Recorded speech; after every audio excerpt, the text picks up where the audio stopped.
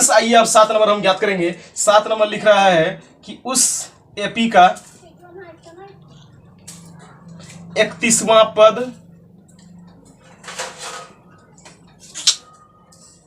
ज्ञात कीजिए जिसका 11वां पद 38 है।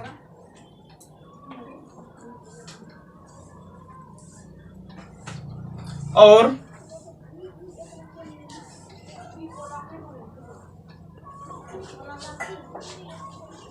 16वां पद 73 है। तो इसका हमको 31वां पद निकालना फ्रेंड्स। तो देखिए 31वां पद हम कैसे निकालते हैं। आइए आपको एक छोटा सा पहले इसका ट्रिक देता हूं। A31 निकालना है तो A31 मतलब A प्लस 30D। तो A31वां पद हम कब निकाल सकते हैं, जब आपको A और D का वैल्यू पता हो। A और D का वैल्यू पता होने के बाद हम इस तरह यहाँ पर A और D का वैल्यू रख देंगे तो हमको A31 मिल जाएगा। ठीक है फ्रेंड्स, तो अब आइए हम इसको हल करते हैं। हमको मकसद है A और D निकालना। तो आइए इसको सोल्यूशन करते हैं। कैसे हम सोल्यूशन कर सकते हैं, देखिए यहाँ दिया हुआ है 11वां पद यानी A11 इक्वल टू 38। तो A11 को 38 दिया है तो A11 का होता है A plus 10D। A plus 10 equal 38 और 16वां पद 38 यानी A16 बराबर 16 पद 73 है। तो A16 का A प्लस 15D लिखते हैं और ये 73 हो गया। अब हम इसको माइनस करेंगे घटाने पर, तो घटाने पर ये खत्म हो जाएगा, ये चिन्ह बदलेगा, ये चिन्ह बदलेगा, इसमें A खत्म हो जाएगा। उसके बाद ये देखिए 10D में 15D घटेगा तो -5D होगा और 38 में 73 घटेगा तो कितना होगा बताइए फटाफट। 38 माइनस 73 बराबर -35 यानी -35 होगा। माइनस माइनस दोनों तरफ से कैंसिल हो जाएगा, तब D बराबर 35/5 बराबर ये 7 से कटेगा तो ये 7 आ गया, ये D का वैल्यू। अब देखिए ये काम करते हैं, इसको इक्वेशन 1 इसको इक्वेशन 2 मान लीजिए। अब यहाँ पर लिखिए D का मान समीकरण 1 में रखने पर D का मान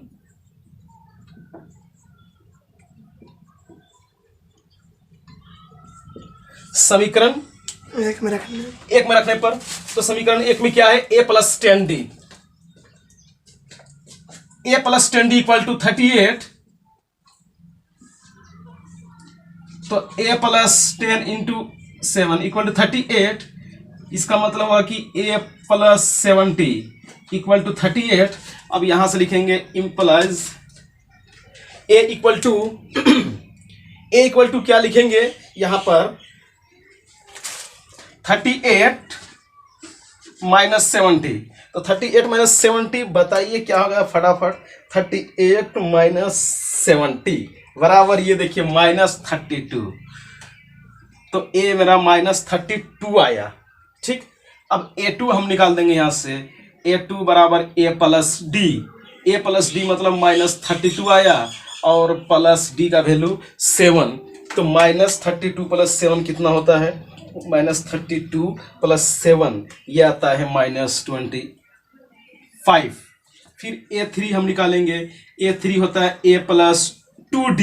तो A का वैल्यू -32 प्लस 2 इंटू 7 यानी -32 प्लस 14। अब बताइए कितना होता है, कैलकुलेशन कीजिए कैलकुलेशन वाले। -32 प्लस 14 ये -18 होता है। ठीक है, तो ये मेरा A निकला, A2 निकला, A3 निकला। इसी तरह से AP हम लिख देंगे इसको। इस तरह से AP हम ये लिख सकते हैं। इसलिए AP -32 A2 का वैल्यू -25, A3 का वैल्यू -18। इसी तरह से डॉट डॉट डॉट ये मेरा AP निकल गया। तो फ्रेंड्स मुझे AP मांगा जा रहा था तो AP मैंने निकाल दिया। A2 A3 A4 निकाल दिए। अब आप A4 निकालिए, A6 निकालें, क्या मैं ही सब निकालूं? यहाँ से मैं 3 को निकाल दिए। अब आप आगे निकालते रहिए, बस इस तरह डॉट कर दिए, यही आंसर हो गया। तो फ्रेंड्स मुझे उम्मीद है कि आपको ये 7 नंबर भी समझ में आ गया होगा। 31वां पद ज्ञात करने बोलता था तो मैं सॉरी यहाँ पर A2 नहीं निकालने बोल रहा था, मुझे 31वां पद मांगा जा रहा था तो मैं तो AP बता दिया आपको। चलिए कोई बात नहीं, ये सब आपको नहीं लिखना है क्योंकि यहाँ डी निकल गया, यहाँ ए निकल गया, तो हमको A31 निकालना है। इसलिए A31 equal to A plus 30D। A plus 30D, A का वैल्यू देखिए -32 हो गया और प्लस 30 और D का वैल्यू 7। तो देखिए -32 प्लस 3 7 21 यानी 210। अब 210 में 32 घटाइए, देखिए कैलकुलेशन जिसका मजबूत है वो तो फटाफट कर लेंगे, मैं थोड़ा सा जोड़ घटाव करता हूँ।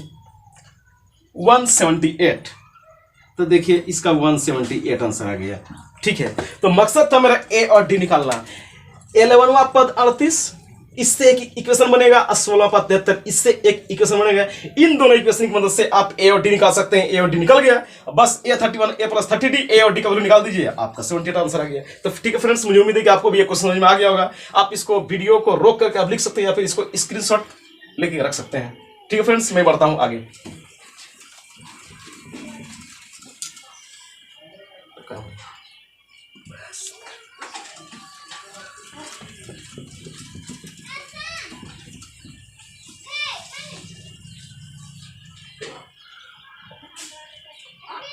तो आइए फ्रेंड्स, अब 8 नंबर हम आपको बताने की कोशिश कर रहे हैं। 8 नंबर देखिए क्या लिखा हुआ है। इसमें लिखा है एक एपी में 50 पद है जिसका तीसरा पद 12 है और अंतिम पद 106 है, तो इसका 29वां पद ज्ञात कीजिए। तो एपी में क्या है, 50 पद है। 50 पद मतलब n equal to 50, n equal to 50 और तीसरा पद 12 यानी A3 इक्वल टू 12, अंतिम पद 106 यानी अंतिम पद इसको 106, अंतिम पद को n लिखेंगे और पूछा जा रहा है क्या कि इसका 29वां पद ज्ञात कीजिए यानी A29 इक्वल टू व्हाट। तो फ्रेंड्स आइए मैं तो आपको बेसिक्स क्लियर कर दूं। A29 जब आप निकालेंगे ना तो उसको A प्लस 28D निकालना होगा। A प्लस 28D निकालने का मतलब यह हुआ कि आपको A और D निकालना है। ठीक, तो A और D कैसे निकालेंगे, इन दोनों दिए हुए चीजों की मदद से निकालेगा कि n इक्वल टू 50 है। तो आइए कैसे हल करते हैं वो मैं आपको एक एक लाइन से बताता हूं, आप ध्यान से मेरी और टकटकी निगाह से देखते रहिए। तो देखिए चूंकि A3 कितना दिया हुआ है इक्वल टू 12, ठीक, तो यहां से हम निकाल सकते हैं कि A plus 2D equal to 12। अब इसको इक्वेशन 1 बनाइए और चुपचाप रहिए। ठीक, अब इसमें दिमाग मत लगाइए। अब आइए an, और an इक्वल टू दिया है 106। तो an का फॉर्मूला होता है a plus n minus 1 into D, 106। ठीक, तो a का वैल्यू कितना दिया हुआ है, देखिए a का वैल्यू तो दिया ही नहीं है, तो a को यही लिख देंगे, इसमें क्या प्रॉब्लम है। n माइनस 1, तो n का वैल्यू यहां से उठाइए, आखिर यहां दिया क्यों है, n इक्वल 50, तो उसी को 50 यहां लिखना होगा। बस बहुत सिंपल बात है। 50 माइनस 1 इक्वल टू 106। तो a प्लस 50 में 1 घटेगा तो 49, सब कोई जानता है कि 49 होगा। यहां डी छूट गया तो लगा दीजिए, इसमें प्रॉब्लम क्या है। 49D इक्वल टू 106, तो ये बन गया इक्वेशन 2। अब 1 और 2, समीकरण 1 और समीकरण 2 की मदद से आप निकाल सकते हैं A और D। तो हम करेंगे क्या कि समीकरण 1 को समीकरण 2 से घटाने पर यूं करेंगे, समीकरण 1 को समीकरण 2 से घटाने पर, तो समीकरण 1 मेरा ऊपर रहेगा 49D, A plus 49D equal to 106, और समीकरण 1 क्या है, A प्लस 2D बराबर 12। घटाएंगे तो ये साइन चेंज हो जाएगा, यहां भी साइन चेंज हो जाएगा, यहां भी साइन चेंज हो जाएगा, जो कि एक बचपन से पढ़ते हुए आ रहे हैं। ये माइनस माइनस खत्म हो गया, 49 में 2 घटेगा तो ये 47 बचेगा, जो कि सभी जानते हैं। और 106 में 12 घटेगा तो 49 माइनस 2 47 बचा, और 106 में जब 12 घटेगा ना तो बताइए कितना होगा, ये 94 होगा।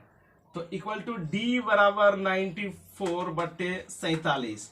या अब यहाँ 47 का 47 पहाड़ा पड़ना पड़ा, 47 से 47, 47 दूना 94, तो 47 का 47 पहाड़ा पड़िएगा ना, तो ये 2 से कटेगा। ठीक है, तो ये 2 आ गया मेरा। अब डी का मान समीकरण 1 में रखेंगे, डी का मान समीकरण 1 में रखेंगे।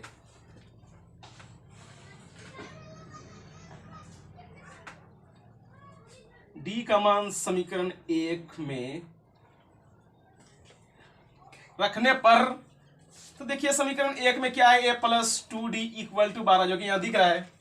ठीक, तो a का वैल्यू तो नहीं मालूम, वही तो निकाला दिया, रख दीजिए ना। प्रॉब्लम क्या है, 2 इंटू, अब डी का वैल्यू कितना आ गया 2, तो 2 रखिए ना। इसमें भी आप सोच रहे हैं इतना, यहाँ पर 12 रख दीजिए। a + 2 दूना 4, 2 का टेबल पढ़िए यार, 12 फटाफट लिखते जाइए। a बराबर 12 - 4 बराबर 8 हो गया। तो देखिए यहाँ पर d का वैल्यू निकला और यहाँ पर a का वैल्यू निकला। तो मेरे को मांगा जा रहा था a29। पहले मैंने बता दिया था कि a29 = a + 28d होता है। अब a और d का वैल्यू वहां रख देंगे, इसलिए a29 = a + 28d। तो a का वैल्यू कितना होता है 8, वैल्यू नहीं होता ना, यहाँ जो निकला है उसी को पुटअप कर देंगे 28, और d का वैल्यू आ गया मेरा 2, तो 8 और 28 को 2 से 28 कहेंगे, 28 28 दूना 56, 28 का 28 पहाड़ा पढ़िए, 28 + 8 ये हो जाता है जाके 64। सही है ना, 56 + 8 = 64।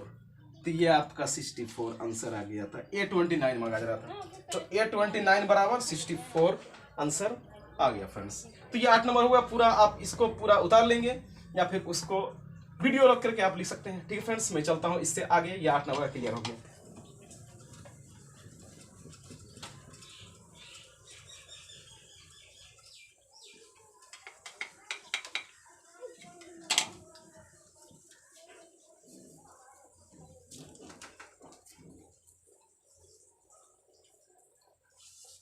अब आगे देखिए 9 नंबर क्वेश्चन लिखा हुआ, यदि किसी एपी के तीसरे और 9वें पद क्रमशः 4 और -8 हो, इसका कौन सा पद शून्य होगा। तो आइए 9 नंबर हल करते हैं। 9 नंबर कहता है कि यदि किसी एपी के तीसरे और 9वें पद,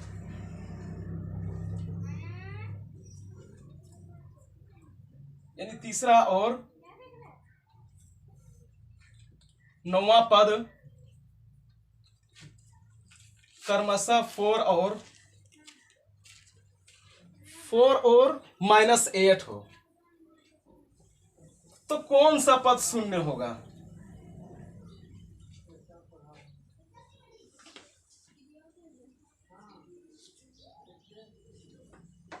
तो कौन सा पद शून्य होगा, यह क्वेश्चन है। किसी एपी का, यानी कोई भी एपी का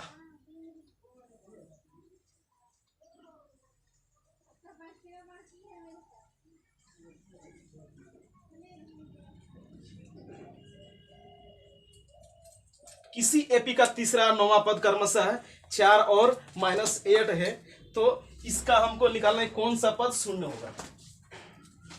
तो कौन सा पद शून्य होगा, तो इसके लिए हम जानते हैं कौन सा पद शून्य होगा। तो an बराबर हम 0 ले लेंगे और इसमें हम n का वैल्यू निकालेंगे। तो an बराबर a + n-1 इंटू डी बराबर 0 कर देंगे। तो इसमें हम कौन सा पद, तो n का वैल्यू निकालना, यानी a और d हमको यहां से चाहिए, a और d चाहिए। a और d चाह के हम क्या करेंगे, हम उसका वैल्यू n का वैल्यू निकालेंगे। तो आइए अब इसको हम निकालने की कोशिश कर रहे हैं। तो ये देखिए क्या कहता है क्वेश्चन में कि तीसरा और 9वां पद।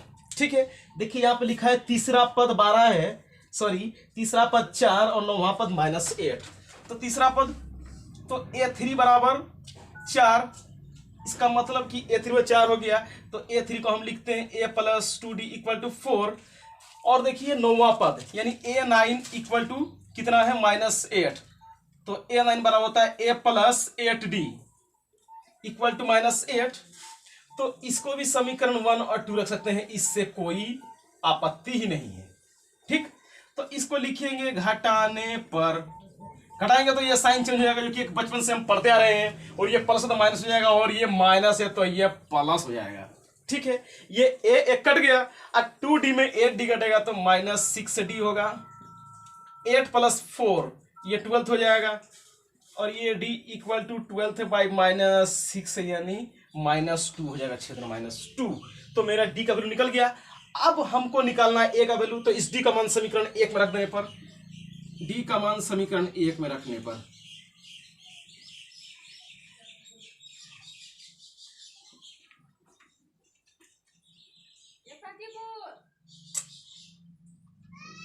d का मान समीकरण 1 में रखने पर, तो समीकरण 1 में क्या है, a + 2d बराबर 4। तो इस a का वैल्यू क्या है, a का वैल्यू ही तो निकालना है, तो a रख देना, इसमें कोई बड़ी बात नहीं। और d का वैल्यू -2 लिख देंगे बराबर 4। तो a -4 बराबर 0, सॉरी a -4 बराबर a 4 हो गया। 2 to 4 होता है और साइन माइनस, तो माइनस से माइनस रहेगा। और a equal to 4 + 4 equal to 8 हो गया। तो फ्रेंड्स a का वैल्यू निकला 4 और d का वैल्यू 2। तो पूछ रहा था कौन सा पद शून्य होगा, तो अब हम यहां लिखेंगे माना nवां पद शून्य, माना nवां पद बराबर शून्य यानी 0, माना nवां पद बराबर 0। इसका मतलब कि a n बराबर 0, इसका मतलब कि a + n-1 इंटू डी बराबर 0। इसका मतलब कि a का वैल्यू कितना है, a का वैल्यू 8 + n-1 और d का वैल्यू -2 बराबर 0। अब देखिए n-1 इंटू -2, अब ये 8 उस पार जाएगा तो -8 हो जाएगा। तो n-1 बराबर -8 बटे -2, इस -2 इंटू में था, उस पार जाके डिवाइड में हो गया। तो n-1 ये तो जानते हैं कि -1 खत्म हो गया, 2 चौके 8, टेबल पढ़िए 2 का 4 बार, 2 चौके 8 हो जाएगा, इसमें कोई प्रॉब्लम नहीं। 4 आ गया इक्वल टू n बराबर 4 और -1 है उस पर क्या हो जाएगा, जाहिर सी बात है +1 हो जाएगा। तो ये बराबर 5। इसका मतलब कि पांचवा पद क्या हो जाएगा, 0। यहां पूछा था कौन सा पद शून्य होगा, तो पांचवा पद 0 होगा। अतः पांचवा पद 0 यानी A5 बराबर 0, यही आंसर होगा, पांचवा पद 0। तो फ्रेंड्स मुझे उम्मीद है कि आपको यह 9 नंबर बिल्कुल अच्छी तरह से समझ में आ गया होगा।